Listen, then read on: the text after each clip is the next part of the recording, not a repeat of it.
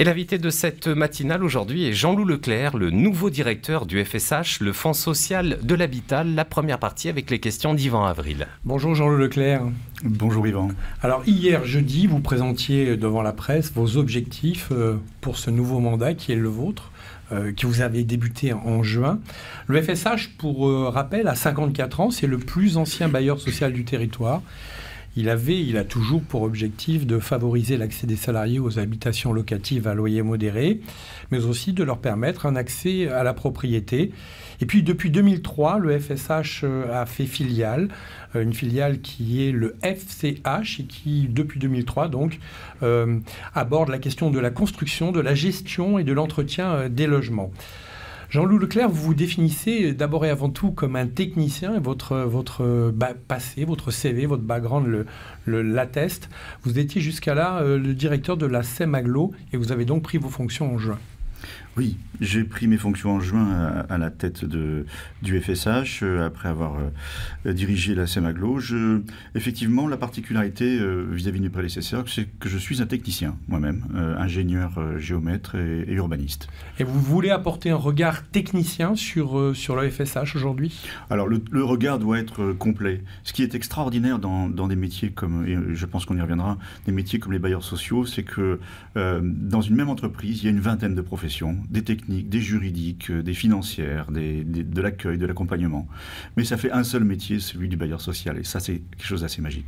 Alors, vous avez présenté hier donc vos objectifs, 5 chapitres que l'on va détailler. On pourrait les résumer quelque part à un grand objectif qui vise à réformer la culture de l'entreprise, c'est ça ?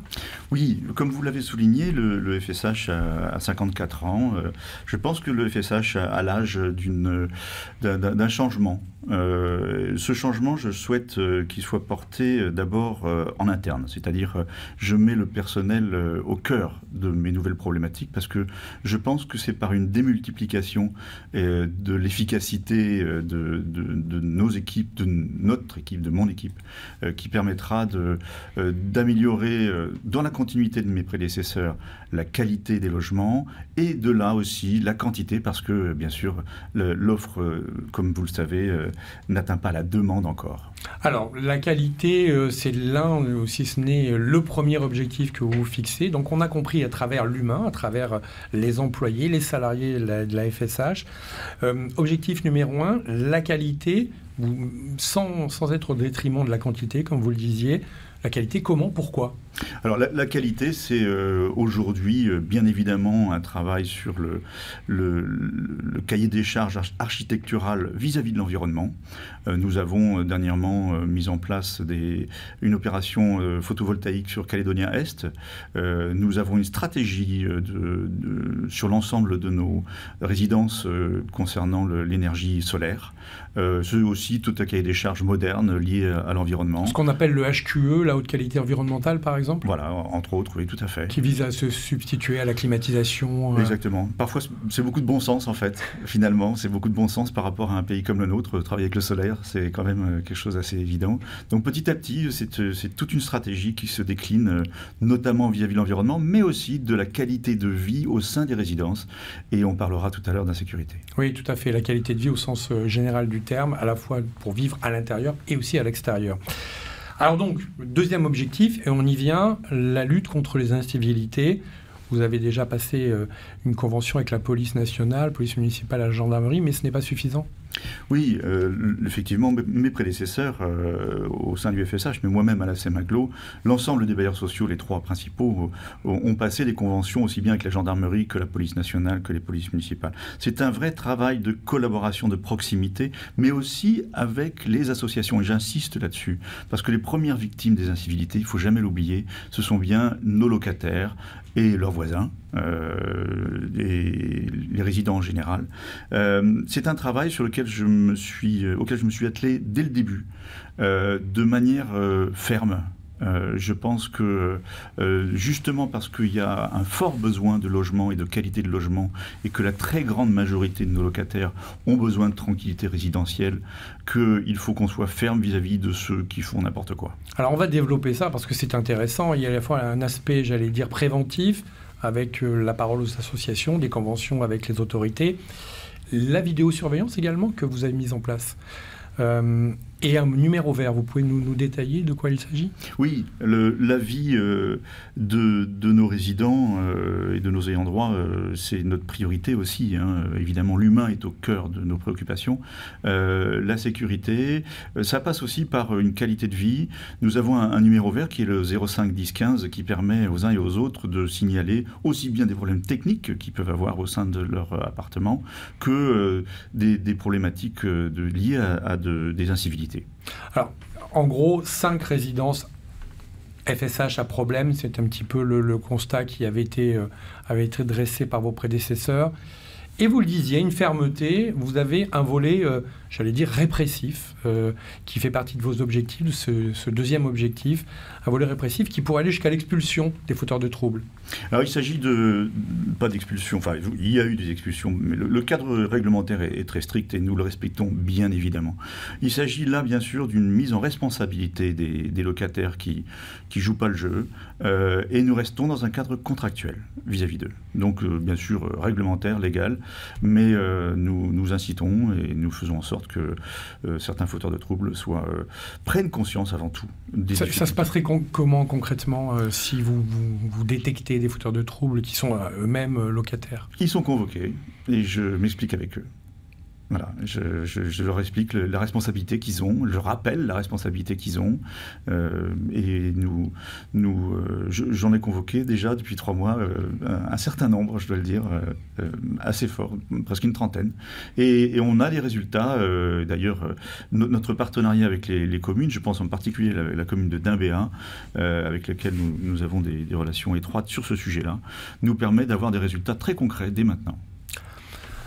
Les objectifs 3 et 4, j'allais dire, bon voilà, moi j'ai choisi là, dans cet entretien de les assembler en tous les cas, parce que ce sont des objectifs qui vont bien les uns avec les autres, l'un avec l'autre. Changer les profils de programme et la participation à une mutation de l'habitat insalubre. Alors tout d'abord, changer les profils de programme, aller vers le plus petit, c'est ça en résumé? Alors, je reviens sur ce que vous disiez, Yvan, vous avez tout à fait raison. Nous passons maintenant à l'opérationnel, à la production. Les profils de programme doivent être changés. On ne peut plus aujourd'hui faire des grandes opérations. Nous avons, et notamment à cause de la raréfaction du foncier, nous travaillons sur des petites opérations qui s'intègrent beaucoup mieux dans le tissu urbain, notamment en termes de mixité sociale, notamment aussi en termes d'incivilité dont on vient de parler. Donc ça, c'est un problème de petites unités, de 15 à 20 logements maximum. Pour une meilleure qualité de vie, on est toujours dans le même paradigme. Exactement, exactement. Je dois souligner quand même que l'accession à la propriété reste une priorité inscrite au fronton du FSH, dans l'article 1er que vous avez cité des statuts du FSH, et c'est une des priorités du président actuel. Alors ça, c'est le premier volet. Ouais, ce qui concerne le logement insalubre, c'est incroyable, vous avez recensé 200 immeubles... Alors, c'est pas nous qui l'avons recensé, c'était le SIGN, il y a 2-3 ans qu'il l'a identifié. Effectivement, nous sommes devant une problématique d'habitat insalubre, et le temps passant, bien évidemment, ça s'aggrave. Nous avons aussi besoin d'une vraie mutation de travail. Alors là, une mutation, et c'est celle que je souhaite accompagner au sein du FSH, mais l'ensemble des bailleurs sociaux le fait, et je pense que les entreprises du BTP doivent aussi changer cette optique. Nous sommes beaucoup moins dans une culture de la construction neuve, mais bien dans un travail sur la réhabilitation. D'abord aussi à cause du foncier.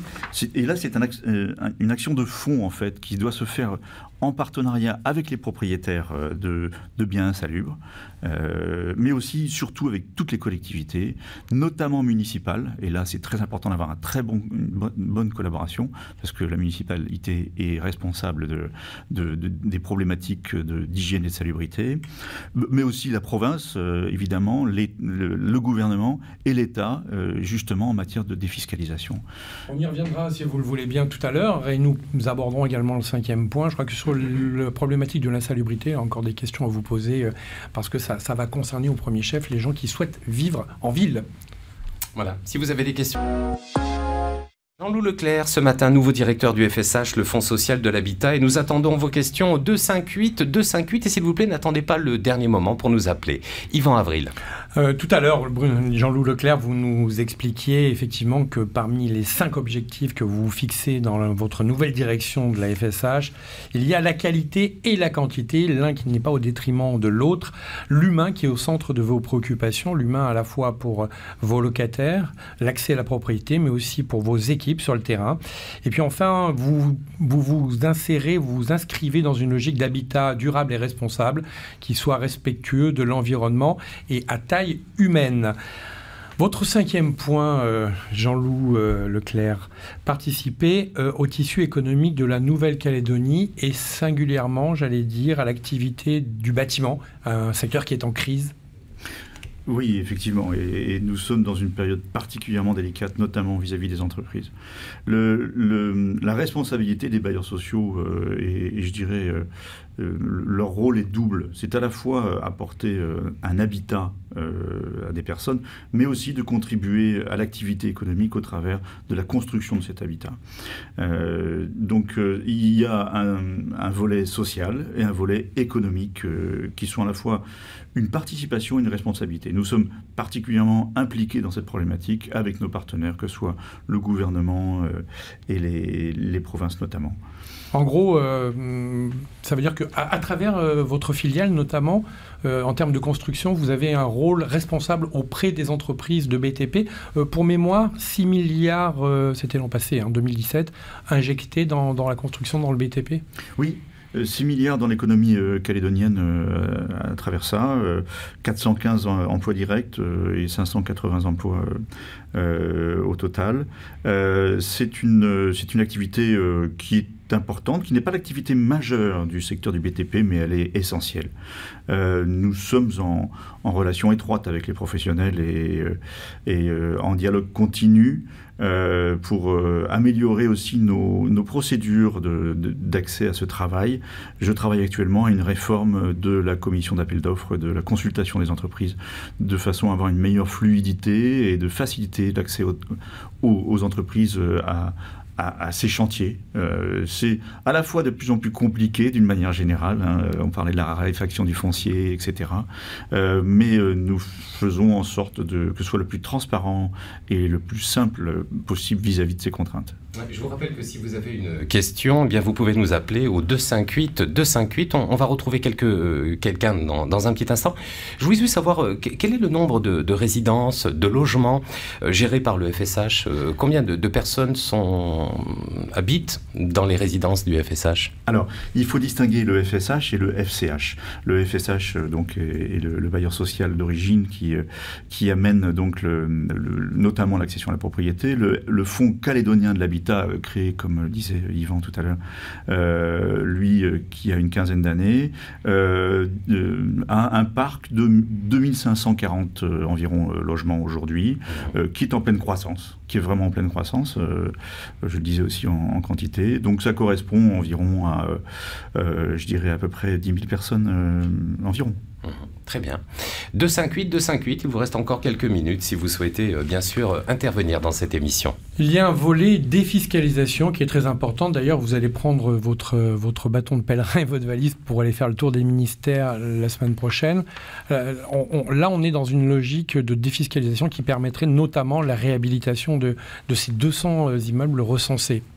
Oui, alors la défiscalisation jusqu'ici était utilisée essentiellement et exclusivement pour la construction du neuf, du logement neuf. Il s'avère, comme je le disais tout à l'heure, qu'il faut passer à une mutation des métiers, aussi bien des entreprises que des bailleurs sociaux, et nous devons nous concentrer sur donc la réhabilitation de l'habitat insalubre. Il n'existe pas d'outils financiers à l'échelle de l'État aujourd'hui. Le Code des impôts ne nous permet pas ça. Il y a un travail qui est fait fait par les députés actuellement, qui ont rencontré le ministre des Finances publiques la semaine dernière, et je pars dès ce soir moi-même avec un collaborateur et des administrateurs pour discuter avec les plus hautes instances de l'État, Élysée, Matignon, Outre-mer, mais surtout Bercy, pour essayer de trouver des moyens financiers pour nous aider à cette réhabilitation qui va devenir stratégique. Je dirais aujourd'hui, en Calédonie, nous avons un très très faible pourcentage d'activité sur la réhabilitation par rapport au neuf, contrairement à toutes les villes du monde. On part au standard à 7h12, on y retrouve Karl. Bonjour Karl. Bonjour. Bonjour, soyez le bienvenu, on vous écoute. Beaucoup de personnes se plaignent de cotiser au FSH et de ne pas en bénéficier, pouvoir bénéficier. Et je voulais savoir pourquoi, et puis c'est quoi les critères pour bénéficier d'un prêt ou d'une maison FSH quand on veut devenir propriétaire. Très bien, merci Karl pour votre question. Jean-Loup Leclerc vous répond. Oui, effectivement, les ayants droit cotisent et le mot veut dire c'est ayant droit, ils ont droit. Mais comme je le disais tout à l'heure, la demande est bien supérieure à l'offre. Nous avons aujourd'hui toujours 6000 demandes de logements sur la province sud, tout confondu.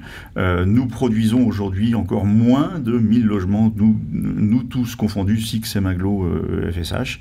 Pourtant, c'est l'objectif qu'on a, on y veille, mais c'est effectivement la différence entre l'offre et la demande qui fait ça.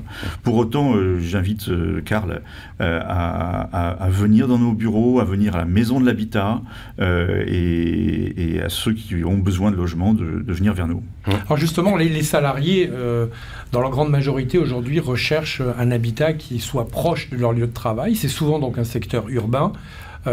On évoquait assez longuement l'habitat insalubre. C'est une solution justement de réhabiliter des immeubles parce qu'ils sont bien souvent près des lieux de travail, c'est ça? Oui, entre autres, c'est une problématique qui est complexe parce que on parle là de problématiques de transport. J'écoutais tout à l'heure donc l'état du trafic tous les matins. Toutes les collectivités et tous les partenaires sont mobilisés sur ces problèmes-là. Mais au-delà de ça, c'est un problème aussi d'étalement urbain, de ce qu'on appelle le mitage urbain. Jusqu'ici, à cause du foncier, nous avons dû nous étaler. Nous devons, et ça implique aussi plus de routes, plus d'écoles, etc. Le fait de densifier n'est pas forcément une solution non plus, et d'ailleurs, sur Nouméa, ça peut parfois poser des problèmes.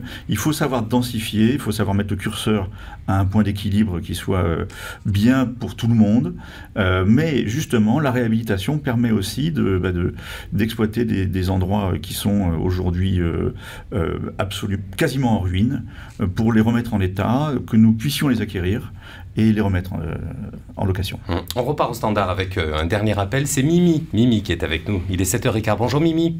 Allô, bonjour. On vous écoute. Monsieur du FSH, oui, une simple question.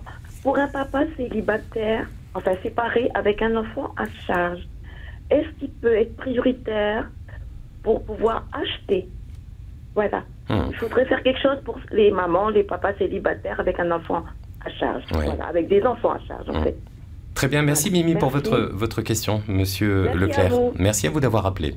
Oui, merci madame de votre question. Évidemment, nous sommes des bailleurs sociaux. Notre rôle, c'est de nous occuper des personnes qui sont le plus dans le besoin. Donc, nous ne perdons jamais vue cette problématique-là.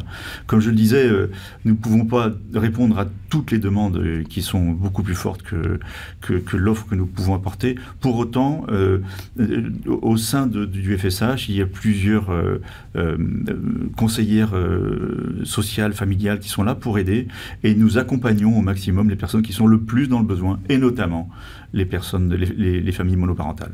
Est-ce que vous pouvez revenir un instant sur les critères ? pour pouvoir accéder Critères d'attribution à la location et à l'acquisition. Les critères, ils sont réglementaires, ils sont réglementés par les provinces.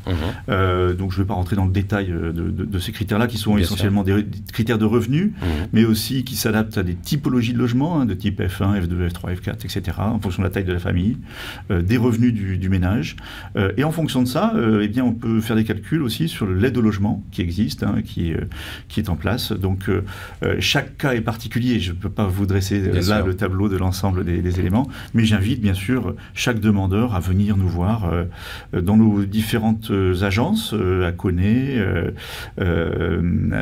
au Jacaranda, à Dambéa-sur-Mer ou au siège, mais aussi à la Maison de l'Habitat, et puis nos partenaires bien sûr. Où se trouve la Maison de l'Habitat? Alors la Maison de l'Habitat est rue juste en face du CHT, l'ancien CHT Gaston Bourret, à côté du musée des Américains. Et puis on rappelle que vous avez un numéro vert, le 05 10 15. Merci Jean-Loup Leclerc d'avoir répondu à nos questions des auditeurs, et donc bon vol ce soir pour Paris. Merci.